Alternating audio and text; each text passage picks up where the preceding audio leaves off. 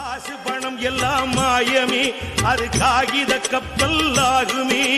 சத்குரு பாதம் போதுமே, என் சஞ்சலம் யாவும் தீருமே. குப்பை புழுவென கிடந்த நான் ஒரு கோபுர பறவை ஆகினேன். அற்ப சுகங்களை உதறினான், அவன் அருளை மட்டுமே தேடினேன். நம்ம கிட்ட வர்றால விசாரிக்காதீங்க, உட்காருங்க சாப்பிடுங்கன்னு சொல்லியிருக்கு. சாப்பாடு கடைக்கு போகலாம், 40 சாப்பாடு இருக்கு. அது வேணும்னா போன மாசத்துக்கான